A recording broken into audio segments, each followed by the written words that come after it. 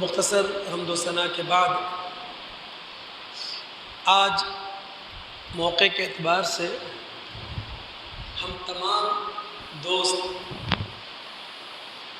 فلسفہ قربانی کو سمجھنا چاہیں گے اور قربانی سے تعلق رکھتے ہوئے جو مسائل ہیں ان کی یاد دہانی بھی کرنا چاہیں گے۔ فلسفہ قربانی کو سمجھنا، اس کو دل اور دماغ میں جگہ دینا اس لیے ضروری ہے کہ اربوں روپے ہم خرچ کرتے ہیں اللہ رب العالمین کے نام پر، صرف اپنی روح، اپنے اخلاق کے تزکیے کے لیے۔ اور اگر اربوں روپے کے خرچ کرنے کے بعد عظیم تر قربانی کی نشانی اور علامت پیش کرنے کے بعد اگر ہماری زندگیوں میں، ہمارے معاشرے اور ہماری سوسائٹی میں اخلاقی اور روحانی تبدیلی کے اثرات نظر نہیں آتے تو پھر پورا معاشرہ اس پر توجہ دے کہ آیا کہ اتنے بڑے عمل کا فائدہ ہمیں کیا ملا۔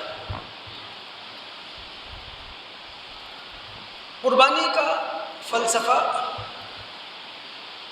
میں کچھ پوائنٹس کے ذریعے آپ کے سامنے بیان کروں گا، بس شروع سے آخر تک علم اور خاص کر عمل کو بنیاد بنا کر ہم توجہ سے بات کو سنیں کہ ہمارا خالق کیا چاہتا ہے، ہمارا رسول ہم سے کیا مطالبہ کر رہا ہے۔ اسلامی دنیا جو قربانی کرتی ہے وہ اس بات کی علامت کے طور پر، اس بات کے اظہار کے طور پر کہ ہم ملت ابراہیمی پر کھڑے ہیں اور ملت ابراہیمی سے ہمارا گہرا تعلق اور ربط ہے۔ ابراہیم علیہ السلام کی جو نسل اسرائیل یہود و نصارہ ہے، انہوں نے یہودیت اور نصرانیت کے نام سے ملت ابراہیمی کو داغدار کیا، ملت ابراہیمی کا بیڑا غرق کیا، ملت ابراہیمی کو آلودہ کیا۔ اور ابراہیم علیہ السلام کی جو نسل اسماعیل عرب ہیں، انہوں نے اپنے بدعات اور اپنے شرک سے ملت ابراہیمی کا جنازہ نکال دیا۔ تو اب ملت اسلامیہ، ملت محمدیہ صلی اللہ علیہ وسلم سے وابستہ لوگ قربانی کر کے اس بات کا اظہار اور اعلان کرتے ہیں کہ جناب ہم ملت ابراہیمی پر قائم اور ملت ابراہیمی پر کھڑے اور ملت ابراہیمی پر رواں دوا ہیں۔ دوست جب قربانی کرتے ہیں تو ایک دعا پڑھتے ہیں جو 3 جملوں پر مشتمل ہے۔ اس کا پہلا جملہ انی وجہت وجہی للذی فطر السماوات والارض علی ملت ابراہیم حنیفا وما انا من المشرکین، یعنی آپ جب قربانی کر رہے ہوتے ہیں تو اللہ رب العالمین سے یہ کہتے ہیں کہ میں نے ملت ابراہیمی پر کھڑا ہو کر اپنے آپ کو اس خالق اور مالک کے حوالے کر دیا ہے جو آسمان و زمین کی تخلیق کرنے والا ہے، اور میں اللہ تعالیٰ کی ذات، صفات، حقوق اور اختیارات میں کسی کو شریک کرنے کا روادار نہیں ہوں۔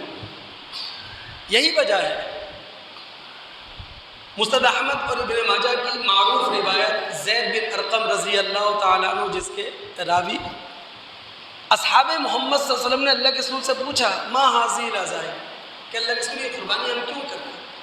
تو نبی علیہ السلام نے اس موقع پر کہا تھا سنت ابیکم ابراہیم، تمہارے باپ ابراہیم کا طریقہ، تمہارے باپ ابراہیم کی ملت پر کھڑے ہونے کا اظہار اور اعلان ہے۔ تو پھر صحابہ نے کہا اللہ کے رسول فما لنا، پھر ہمیں کیا ملے گا اس قربانی سے؟ تو اللہ کے رسول صلی اللہ علیہ وسلم نے فرمایا تھا بکل شعرۃ حسنۃ، ہر بال کے بدلے نیکی ملے گی۔ اب ظاہر ہے اصحاب محمد صلی اللہ علیہ وسلم ان کا جو علاقائی پس منظر ہے وہ صحرا ہے، اور صحرائی علاقوں کے اندر جہاں بکریوں کے ریوڑ ہوتے ہیں وہاں بڑی تعداد میں بھیڑوں کے ریوڑ بھی ہوتے ہیں۔ انہوں نے فوراً سوال کیا، فالصوف، اللہ کے رسول یہ جو بھیڑوں کا اون ہوتا ہے کیا ہر اون کے بدلے ہمیں نیکی ملے گی؟ تو اللہ کے رسول صلی اللہ علیہ وسلم نے فرمایا تھا بکل شعرۃ من الصوف حسنہ، ہاں بھیڑ کے ہر اون کے بدلے، روئے کے بدلے تمہیں نیکی ملے گی۔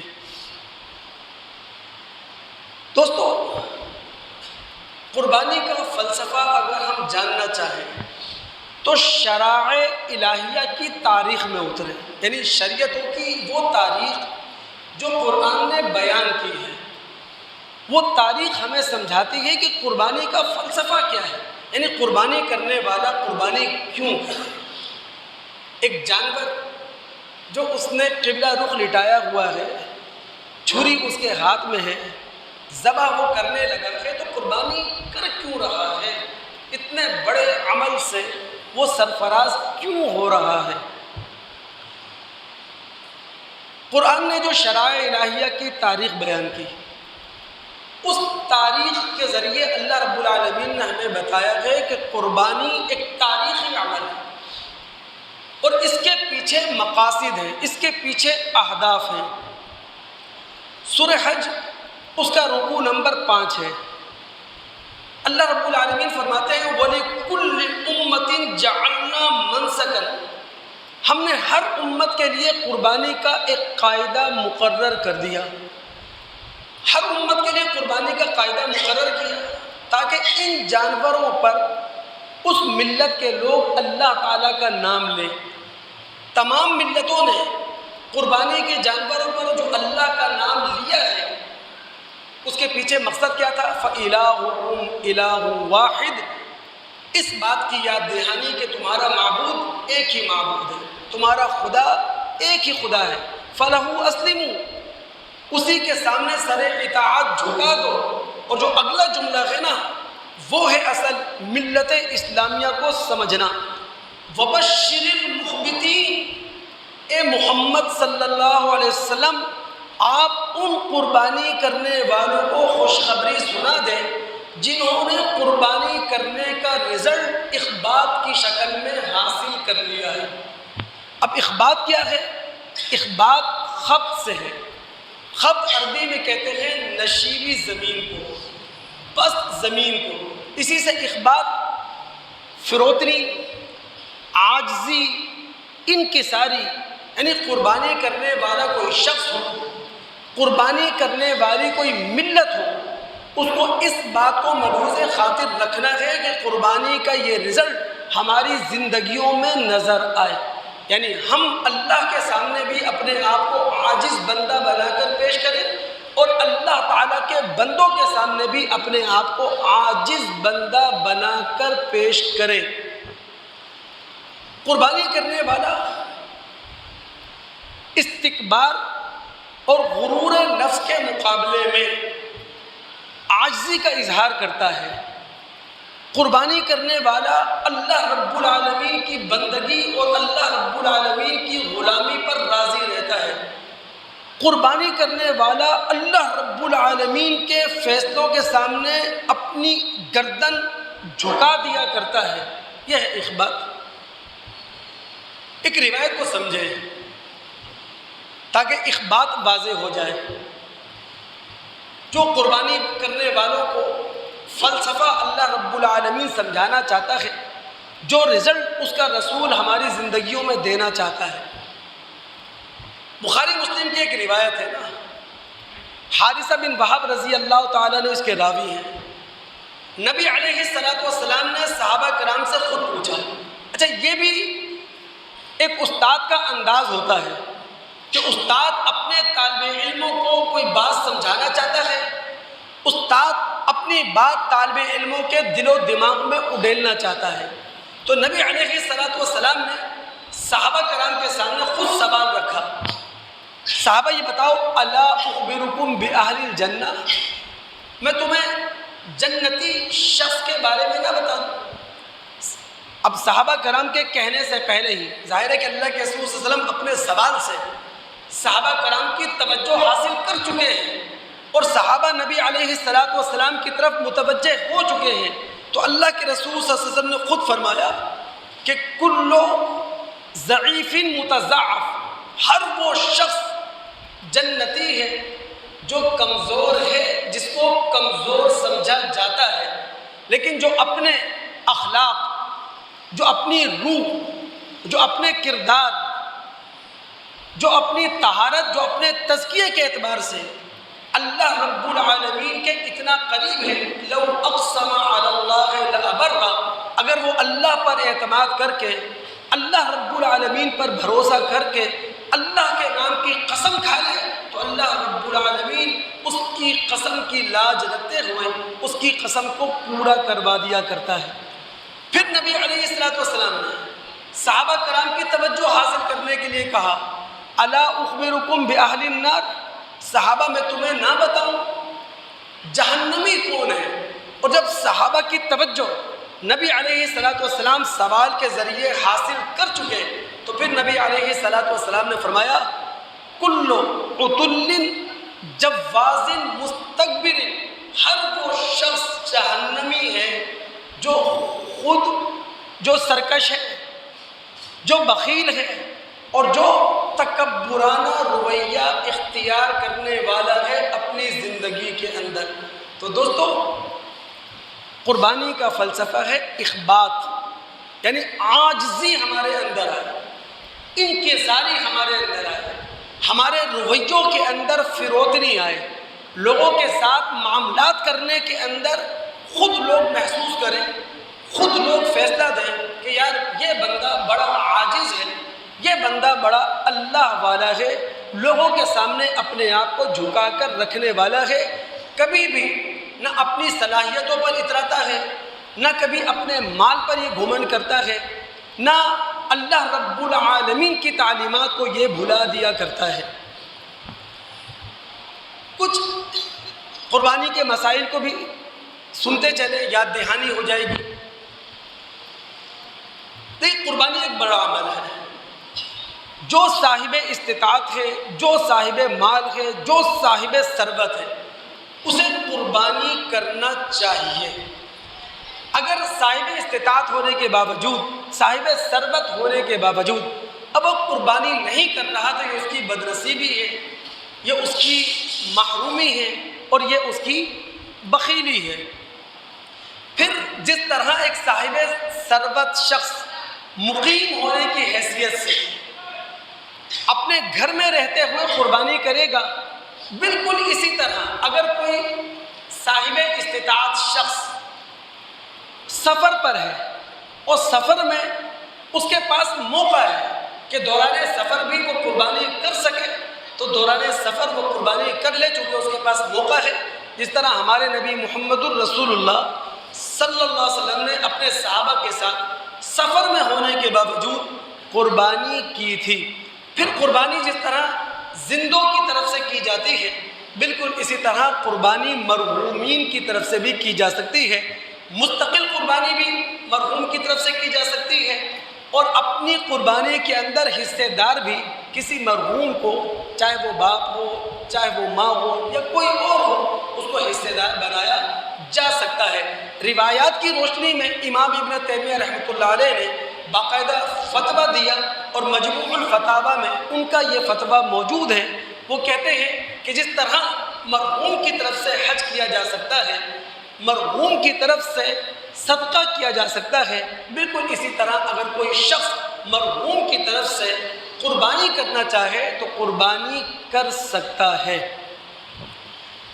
ہم تمام دوست، جو اصل مسئلہ ہے نا، وہ ہے قربانی کا فلسفہ، قربانی کا رزلٹ، قربانی کا نتیجہ۔ اس کو سمجھنے کی تگ و دو اور کوشش میں ہے، دماغ حاضر رکھ کے بیٹھیے آپ۔ دیکھیں، قربانی کے فلسفے کو اگر ہم سمجھنا چاہتے ہیں تو ابراہیم اور اسماعیل علیہم السلام کی مشترک صفت سے قربانی کے فلسفے کو سمجھیں۔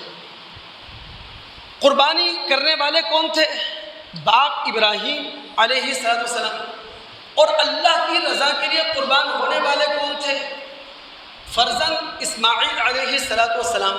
تو ان دونوں باپ بیٹوں کی ایک مشترکہ صفت ہے قرآن کے اندر، حلیم. قربانی کرنے والا شخص ہو یا قربانی کرنے والا معاشرہ، ملت ہو، یہ صفت اس نے اپنے اندر پیدا کرنی ہے. اور اگر یہ صفت قربانی کرنے والے معاشرے نے اپنے اندر پیدا نہیں کی تو پھر ہمیں ضرور اپنے اعمال کا جائزہ لینا ہوگا، چونکہ وہ عمل جو اپنا اخلاقی اثر معاشرے پر قائم نہ کرے، وہ عمل جو اپنا روحانی اثر معاشرے پر قائم نہ کرے، وہ بے نتیجہ ہو کر رہ جایا کرتا ہے.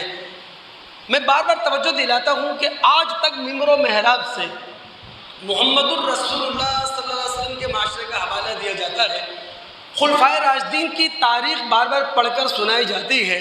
تو آخر کیا وجہ ہے؟ دین وہی ہے، رسول وہی ہے، کلمہ وہی ہے، کتاب وہی ہے، اسی معبود کی عبادت کی جا رہی ہے. دونوں معاشروں میں فرق کیوں ہے؟ چونکہ وہ لوگ عبادات کے اخلاقی نتائج حاصل کرنے کی کوشش کرتے تھے، عبادات کے روحانی اثرات اپنی زندگیوں میں لانے کی، پیدا کرنے کی کوشش کرتے تھے. اور شاید ہم اس معاملے میں تھوڑی سی کوتاہی کر جاتے ہیں، اس لیے مسلمانوں کی اور مسلم معاشرے کی میں توجہ دلا رہا ہوں.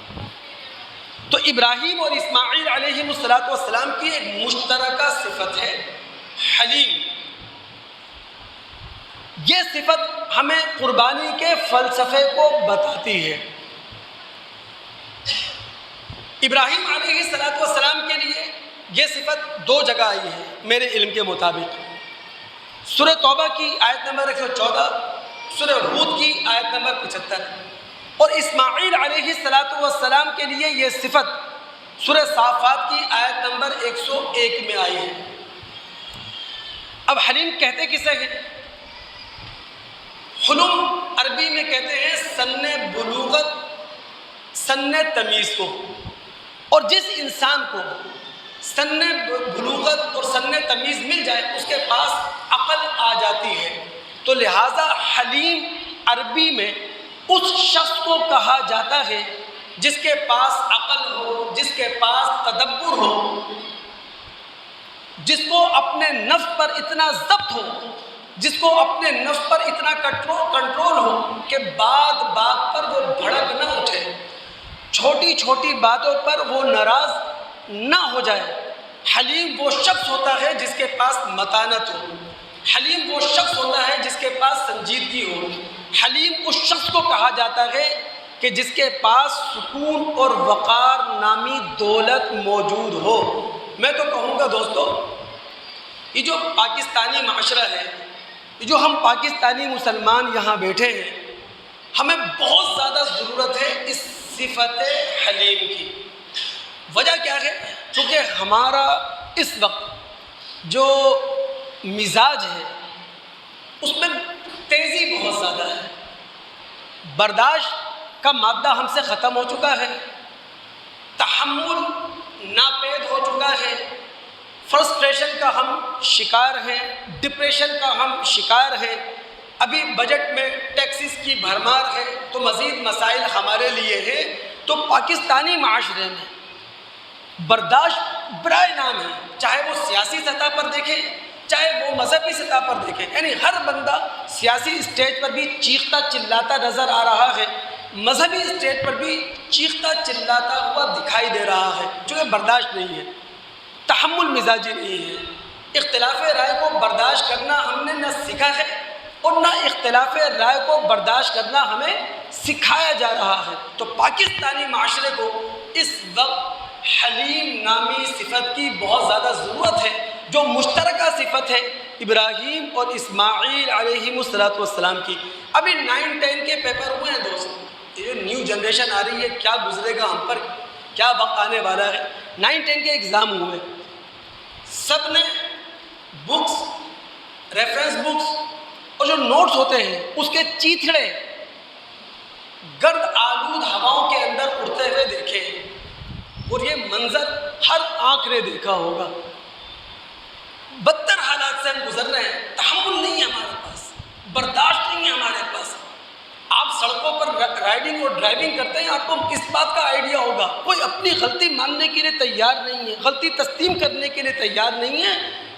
ہم نے معاشرے کو 76 سال میں کہاں پہنچا دیا ہے. تو اب اربوں روپے کی قربانی ہونے جا رہی ہے, لاکھوں جانور اللہ رب العالمین کی راہ میں نظر ہونے جا رہے ہیں. اور نام کیا ہے؟ ابراہیم اور اسماعیل علیہ السلام کا. اور ان کی مشترکہ صفت کیا ہے؟ کہ وہ باپ بیٹے دونوں حلیم تھے. مسلم کتاب الایمان کی ایک روایت ہے, ابن عباس رضی اللہ تعالیٰ عنہ اس روایت کے راوی ہیں.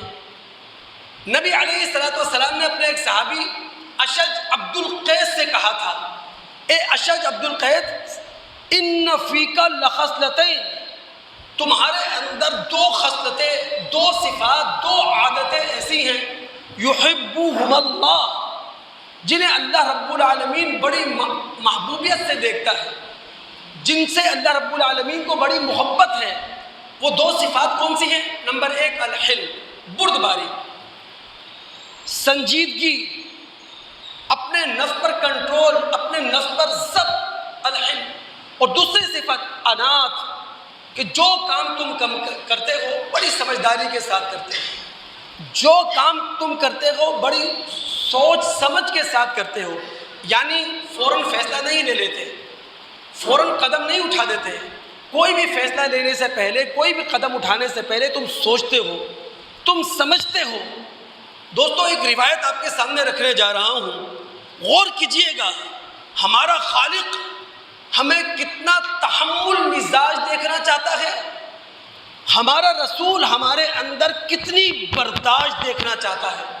یہ بھی مسلم کتاب الصید کی روایت ہے. شداد بن اوس رضی اللہ تعالیٰ عنہ اس روایت کے راوی ہیں.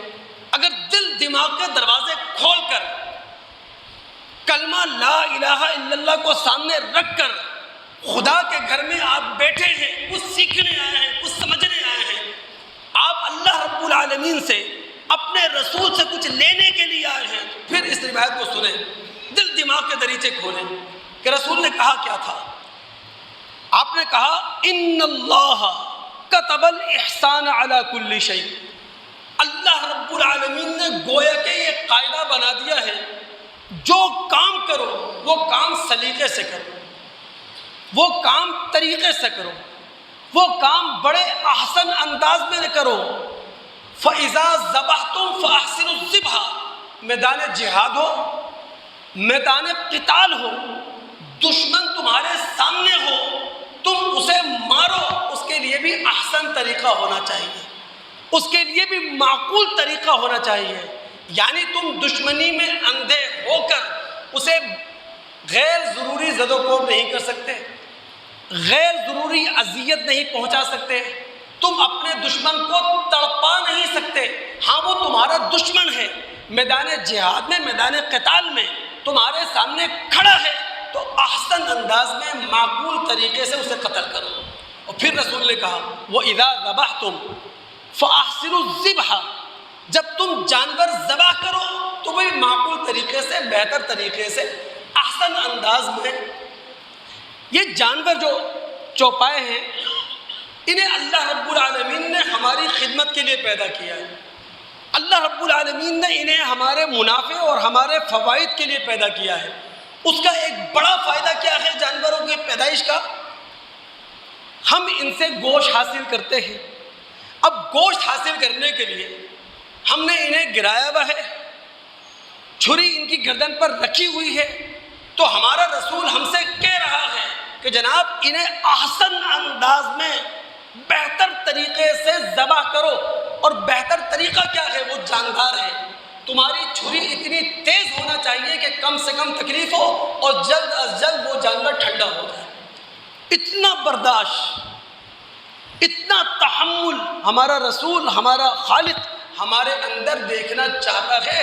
اللہ رب العالمین اس عظیم عبادت کی بدولت حلم کی صفت ہمیں اپنے اندر پیدا کرنے کی توفیق عطا فرمائے.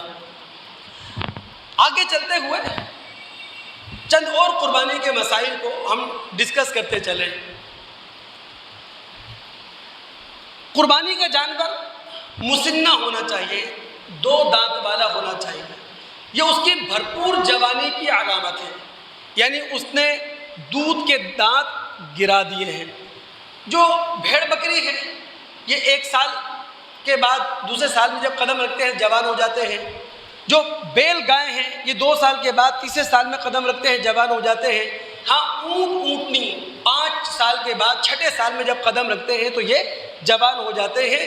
تو جس جانور کی ہم قربانی کرنے لگے ہیں وہ جوان ہونا چاہیے، وہ مسنہ ہونا چاہیے، 2 دانت اس کی علامت ہے۔ ہاں دمبے یا بھیڑ کے معاملے میں مذہب نے تھوڑی سی رخصت دی ہے، اجازت دی ہے کہ اگر آپ کے پاس بھیڑ دمبا ہے اور وہ 1 سال کا نہیں ہے، وہ 1 سال سے کم ہے تو تب بھی اس کی قربانی کی جا سکتی ہے۔ پھر میں نے آپ سے ابھی کہا کہ اللہ رب العالمین نے چوپائے ہماری خدمت کے لیے پیدا کیے ہیں، اور ان خدمات میں سے خدمت کیا ہے کہ جناب ہم کا گوشت حاصل کرتے ہیں، تو لہٰذا جانوروں کو جو خصی کیا جاتا ہے وہ ان کے گوشت کی کوالٹی بڑھانے کے لیے، ان کے گوشت کے معیار کو بڑھانے کے لیے، ان کے گوشت کے اندر مزید تلذذ پیدا کرنے کے لیے، اسی لیے جانوروں کا خصی ہونا یہ عیب نہیں ہے۔ ہمارے نبی محمد الرسول اللہ صلی اللہ علیہ وسلم نے خصی جانور کی قربانی کی ہے۔ حدیث کے اندر الفاظ آئے ہیں فحیح، حدیث کے اندر الفاظ آئے ہیں موجوعین۔ اسی طرح دوستو قربانی ایک بڑا عمل ہے، دن میں ہی قربانی کرنا چاہیے نا، مذہب اس بات کو پسند کرتا ہے، لیکن آپ کے پاس کوئی شرعی عذر ہے تو رات کے وقت بھی آپ قربانی کر سکتے ہیں۔ وہ جو مجمع الزوائد کے اندر روایت آتی ہے کہ نبی علیہ الصلوۃ والسلام نے رات کو قربانی کرنے سے منع کیا ہے، تو نبی علیہ الصلوۃ والسلام نے اپنی امت کو مشکل سے بچایا ہے نا، ایک بڑا عمل ہے، ایک بھاری عمل ہے، تو ہمارے مذہب نے، ہمارے رسول نے یہ چاہا ہے کہ دن کے اندر ہی یہ بڑا عمل سر انجام پا جائے۔ لیکن اگر کسی کے پاس شرعی عذر ہے اور کوئی معقول وجہ ہے تو رات میں بھی قربانی ہو سکتی ہے۔ رات میں قربانی کرنا حرام نہیں ہے، منع نہیں ہے۔ ہم قربانی کے فلسفے کو سمجھ رہے ہیں دوست، دماغ حاضر رکھیے گا۔ قربانی کے فلسفے یعنی قربانی کا مقصد، قربانی کا نتیجہ، قربانی کا رزلٹ، قربانی کا ہدف اگر ہم سمجھنا چاہیں تو وہ اسماعیل علیہ السلام کی تعلیمات میں اتر کے سمجھے نا۔ بھائی سجدے کی حالت میں کون تھے؟ اسماعیل۔ چھری کس کی گردن پر رکھی تھی؟ اسماعیل۔ اللہ رب العالمین کی رضا کے لیے قربان ہونے کے لیے آمادہ اور تیار کون ہوئے؟ اسماعیل۔ تو جب اتنی عظیم قربانی اسماعیل علیہ السلام کی یاد کے لیے ہم کر رہے ہیں تو پھر اسماعیل علیہ السلام کی تعلیمات سے قربانی کا فلسفہ سمجھیں نا، تاکہ ہم اپنی زندگیوں کے اندر اسماعیل علیہ السلام کی تعلیمات کا اثر لا سکیں۔ سورۃ طٰہٰ اس کی آیت نمبر 54 اور 55 ہے۔ آیت نمبر 54 میں اللہ رب العالمین فرماتے ہیں اسماعیل علیہ السلام کے بارے میں، کان صادق الوعد، اسماعیل علیہ السلام وعدے کے سچے تھے، اسماعیل علیہ السلام وعدے کے پکے تھے۔ اب غور کیجئے نا، باپ ابراہیم علیہ السلام نے خواب دیکھا، بیٹے فرزند اسماعیل علیہ السلام کو باپ نے وہ خواب سنایا۔ اب بیٹا کیا کہتا ہے؟ افعل ما تؤمر، اے والد محترم، خواب میں جو اشارے الہی کے ذریعے آپ کو حکم دیا جا رہا ہے آپ اس پر عمل کر گزریے، آپ مجھے صبر کرنے والوں میں سے پائیں گے۔ اسماعیل علیہ السلام وعدے کے سچے اور پکے تھے، تو قربانی کرنے والے کو بھی کیا چاہیے کہ وہ وعدے کا سچا ہو، وعدے کا پکا ہو، چاہے یہ وعدہ اس نے اللہ رب العالمین سے کیا ہے یا یہ وعدہ اس نے اپنے جیسے انسانوں سے کر رکھا ہے۔ اور اگر قربانی کرنے والا چاہے وہ شخص ہے چاہے وہ ملت ہے، اگر وہ اسماعیل علیہ السلام کی طرح صادق الوعد نہیں ہے، وعدوں کی سچی نہیں ہے، تو یہ منافقت ہے۔ اور ہم سب جانتے ہیں جس شخص کے اندر، جس معاشرے کے اندر منافقت آتی ہے تو ترقی کی پٹری سے اسے اتار دیا جاتا ہے۔ منافقت۔ آیت نمبر 55 میں اسماعیل علیہ السلام کی تعلیمات ذکر ہوئی ہیں، اور وہ کیا ہے؟ اللہ رب العالمین فرماتے ہیں کان یأمر اہلہ بالصلاۃ والزکاۃ۔ اسماعیل علیہ السلام اپنے ماننے والوں کو، اپنے لوگوں کو نماز کا حکم دیتے تھے، زکوٰۃ کا حکم دیا کرتے تھے۔ یہ کیسے ہو سکتا ہے؟ قربانی کرنے والا قربانی کرے، ملت اسلامیہ کے لوگ قربانی کریں اور وہ نماز نہیں نہ ہو، وہ مسجد میں نہ آئیں، وہ جماعت کا حصہ نہ بنے، وہ مسلمانوں کی صفوں کے اندر ان کے ساتھ کھڑے نہ ہوں، یہ کیسے ہو سکتا ہے؟ نماز مومن کی پہچان ہے، مومن کی شناخت ہے، مسلمان ہونے کا تعارف ہے۔ وہ جو مسلم کی روایت آتی ہے، معروف روایت، جابر رضی اللہ تعالیٰ عنہ جس کے راوی ہیں، نبی علیہ السلام نے فرمایا بین العبد و بین الکفر ترک الصلاۃ۔ حقیقی مومن اور لفظی مومن، مطلوب مومن اور غیر مطلوب مومن، سچا مومن اور جھوٹا مومن، ان کے درمیان جو حد فاصل ہے وہ نماز ہے۔ شکر گزار مومن، ناشکر مومن کے درمیان فرق کرنے والی چیز نماز ہے۔ ایک روایت دل دماغ میں لے کے جائیے گا آپ، اس روایت کا مفہوم بڑا عظیم ہے، خاص کر قربانی کرنے والوں کے لیے، کہ قربانی کرنے والے قربانی کریں، 2.5 3 لاکھ کا جانور اللہ کی رضا کے لیے ذبح کریں، نہر کریں، لیکن نمازی نہ ہو۔ ترمذی، نسائی، ابن ماجہ کی روایت ہے، بریدہ رضی اللہ تعالیٰ عنہ اس روایت کے راوی ہیں۔ وہ کہتے ہیں العہد الذی بیننا و بینہم الصلاۃ۔ ہمارے، اللہ کے رسول نے فرمایا ہمارے اور منافقین کے درمیان جو عہد ہے وہ نماز کا ہے۔ فمن ترکہا فقد کفر۔ جس منافق نے نماز چھوڑ دی وہ منافق کیا ہے؟ کافر۔ میں سمجھتا ہوں کہ نبی علیہ السلام نے یہ بات جو کہی تھی ایک خاص پس منظر میں کہی تھی۔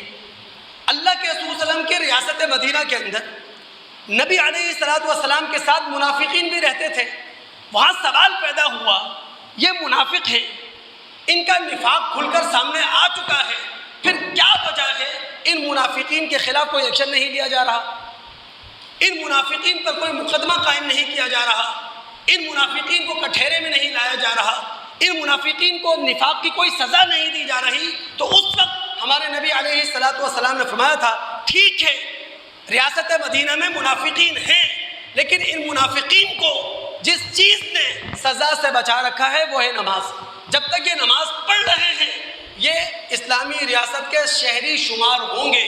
ہاں جب یہ منافقین نماز پڑھنا چھوڑ دیں گے تو پھر اسلامی ریاست کے شہری شمار نہیں ہوں گے۔ تو غور کریں اب اگر کوئی قربانی کرنے والا قربانی کرے لیکن نمازی نہ ہو، ایک اسلامی معاشرہ عظیم عمل کرے اور پھر وہ نمازی نہ ہو، تو اسماعیل علیہ السلام کی جو تعلیمات ہیں جو قرآن میں بیان ہوئی ہیں وہ ہمیں بتاتی ہیں کہ جناب قربانی کا فلسفہ ہے کیا۔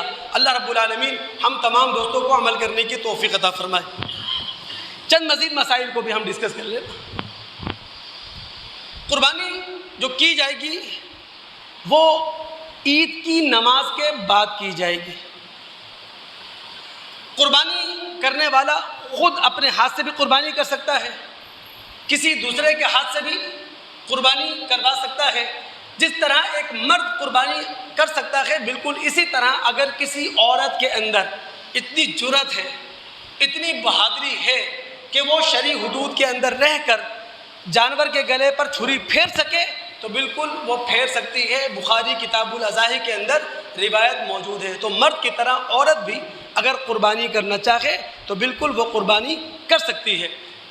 جس جانور کی قربانی دی جائے تو ظاہر ہے وہ عیب دار نہ ہو، وہ تمام ایسے عیوب سے محفوظ ہونا چاہیے جو عیوب آنکھوں کو محسوس ہوتے ہیں، آنکھوں کو دکھائی دیتے ہیں اور وہ عیوب آنکھوں کو چبھتے ہیں۔ مثال کے طور پر یک چشم جانور ہو، لولا لنگڑا جانور ہو، انتہائی بیمار جانور ہو، اتنا بوڑھا جانور ہو کہ ہڈیوں کے اندر گودا تک موجود نہ ہو، آگے سے آدھا کان کٹا ہوا ہے، پیچھے سے آدھا کان کٹا ہوا ہے، تو وہ عیب جسے آنکھ دیکھ رہی ہے، آنکھ محسوس کر رہی ہے، اور جو آنکھوں کو چبھ رہا ہے، ایسے تمام عیوب سے محفوظ ہونا چاہیے قربانی کا جانور۔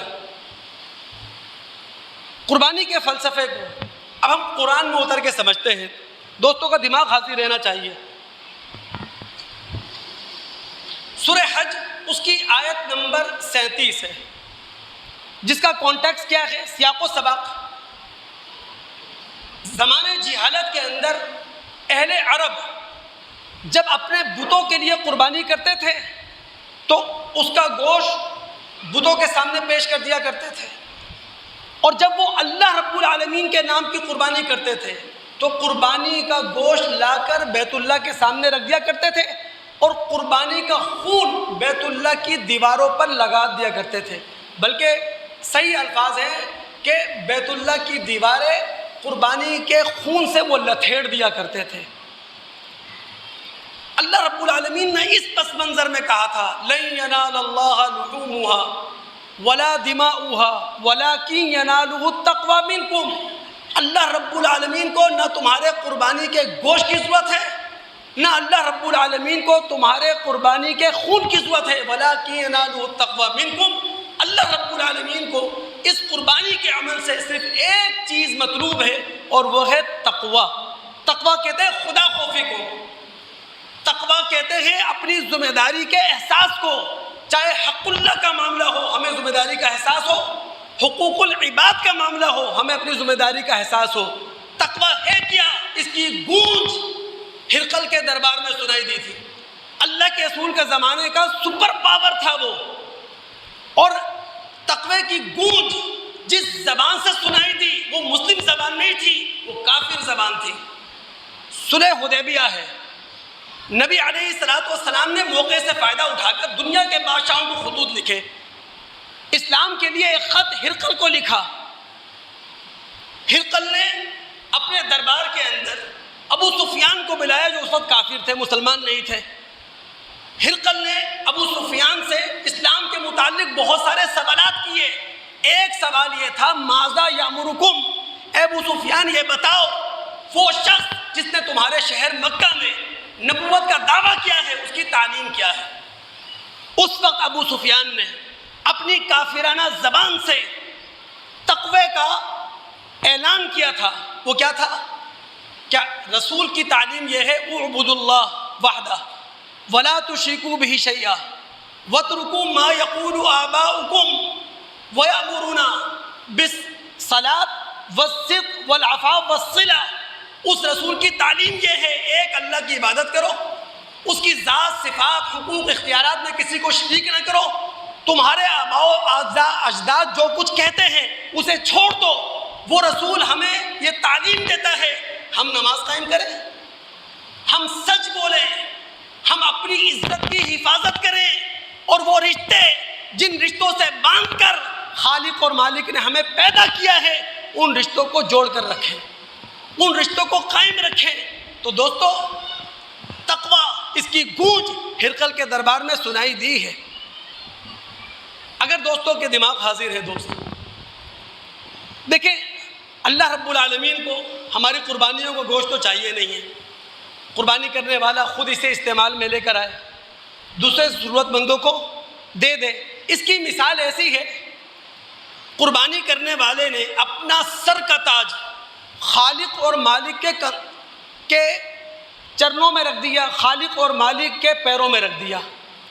خالق اور مالک نے اس کے تاج کو عزت دیتے ہوئے اپنے قدموں سے اٹھایا، اپنے پیروں سے اٹھایا، اور اٹھا کر دوبارہ قربانی والے کے سر پہ سجا دیا۔ مذہب ہمیں نہیں بتا رہا کہ جناب آپ قربانی کے 2 حصے کریں، 3 کریں، 4 کریں، کچھ کتنا رکھیں، کچھ کس کو کتنا دیں۔ مذہب تو یہ ہماری دلی سخاوت پر چھوڑ رہا ہے کہ تمہاری دلی سخاوت پر یہ معاملہ چھوڑ دیا گیا ہے، جتنا چاہو استعمال کرو، جتنا چاہو ضرورت مندوں کو دے دو۔ لیکن مذہب ہمیں تعلیم دے رہا ہے، اور وہ تعلیم کیا ہے؟ اگر آپ سورہ حج کی آیت نمبر 28 اور آیت نمبر 36 کا مطالعہ کریں تو رب العالمین فرماتے ہیں فَكُلُوا مِنْهَا وَأَطْعِمُوا الْبَائِسَ الْفَقِيرَ، قربانی کے گوشت سے خود بھی کھاؤ اور قربانی کا گوشت ضرورت مندوں کو کھلاؤ۔ فَكُلُوا مِنْهَا وَأَطْعِمُوا الْقَانِيَ وَالْمُعْتَرَ، قربانی کا گوشت خود بھی کھاؤ اور اس ضرورت مند کو بھی کھلاؤ جو ہے ضرورت مند لیکن اس کی خودداری اسے ہاتھ پھیلانے نہیں دے رہی، اور اس ضرورت مند کو بھی قربانی کا گوشت کھلاؤ جو خود ہاتھ پھیلا دے اور ہاتھ پھیلا کر اپنی ضرورت آپ کے سامنے رکھ دے۔ لیکن یہاں صاحب استطاعت، صاحب مال لوگ، یعنی وہ لوگ جو عام دنوں میں بھی روز کی بنیاد پر گوشت کھا سکتے ہیں، ہر دوسرے دن کی بنیاد پر گوشت کھا سکتے ہیں، میں ان سے کہوں گا اللہ کی قسم پاکستان میں اس وقت معاشی حالات ناقابل بیان ہیں۔ 50% آبادی پورٹی لائن سے نیچے ہے، یعنی غربت کی لکیر سے نیچے زندگی گزار رہی ہے۔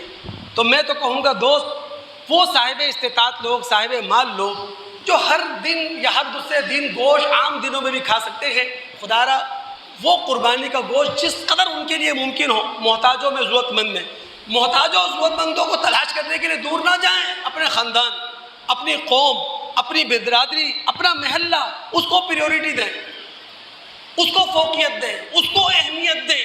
میں یہاں ایک روایت سامنے رکھوں، مسلم کتاب الاضحی کی روایت ہے۔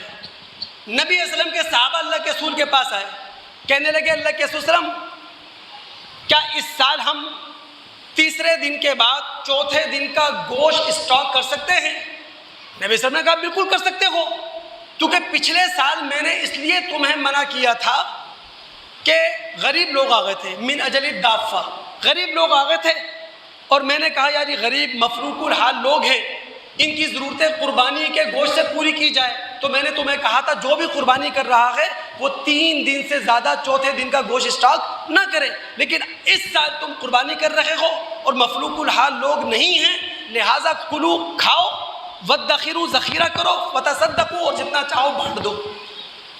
بخاری کتاب الاضحی میں روایت ہے، عثمان غنی رضی اللہ تعالیٰ عنہ خلیفہ ثالث، ان کا محاصرہ ہو گیا، آس پڑوس سے دیہاتی لوگ فساد پھیلانے کے لیے مدینہ میں آئے۔ کون آئے ہیں؟ فسادی لوگ مدینہ کے اندر آئے ہیں عثمان غنی رضی اللہ تعالی عنہ کا حصار کرنے کے لیے، باغی لوگ تھے۔ لیکن عید الاضحیٰ آ گئی، علی رضی اللہ تعالیٰ عنہ منبر پر آئے اور آ کر انہوں نے کہا جو صاحب استطاعت لوگ قربانی کر رہے ہیں وہ 3 دن کا گوشت اسٹاک کریں، چوتھے دن کا گوشت اسٹاک نہ کریں۔ کیوں؟ اس لیے کہ آس پڑوس کے دیہاتی لوگ مدینہ میں آ چکے ہیں، تھے کون؟ فسادی، ان کے ضرورت ہم نے پوری کرنی ہے۔ تو لہٰذا آج پاکستان کے معاشی حالات ہم سے تقاضا کرتے ہیں، جو صاحب استطاعت ہے، جو صاحب مال ہے، ہر دن وہ گوشت کھا سکتا ہے، دوسرے دن گوشت کھا سکتا ہے، خدا را کم سے کم گوشت اسٹاک کرے، زیادہ سے زیادہ گوشت وہ ضرورت مندوں میں تقسیم کر دے، چونکہ 1200 روپے کلو، 1500 روپے کلو گوشت ایک غریب آدمی اپنے بچوں کو ہفتوں مہینوں میں کھلا سکتا ہے۔ آخری بات، توجہ رہے دماغ، میں فلسفہ قربانی پیش کرتا ہوں۔ فلسفہ قربانی کا مطلب کیا ہے؟ کہ جو اربوں روپیہ ہم قربانی پہ خرچ کر رہے ہیں، جو اتنی محنت کر رہے ہیں نا، آپ گئے منڈی گھومے، گھنٹوں کے بعد آپ کو اپنی مرضی کا جانور ملا، اسے لاد کر لے کر آئے، اس کو کھلایا پلایا، دیکھ بھال کی، پھر 3-4 دن کے بعد آپ نے اس کے گلے پر چھری پھیری، اتنا بڑا جو عمل کر رہے ہیں، اس کا مقصد کیا ہے؟ اس کا اخلاقی فائدہ کیا ہے؟ اس کا روحانی فائدہ کیا ہے؟ اس کا معاشرتی فائدہ کیا ہے؟ اس کی طرف توجہ دلا رہا ہوں دوست۔ آخری بات ہے، دماغ حاضر رکھیے گا دوست۔ اب آپ جتنے دوست قربانی کر رہے ہیں ماشاءاللہ، ایک تصویر اپنے سامنے لے کر آئیں۔ عید کا دن ہے، جانور قبلہ رخ آپ کے سامنے لیٹا ہوا ہے، چھری آپ کے ہاتھ میں ہے، اور آپ ایک دعا پڑھ رہے ہیں۔ دعا خود پڑھا کریں، کسی مولوی سے نہیں پڑھایا کریں، دعا خود پڑھا کریں۔ آپ دعا پڑھ رہے ہیں، جو دعا آپ پڑھتے ہیں نا قربانی کی، وہ 3 جملوں پر مشتمل ہے، 3 جملوں پر۔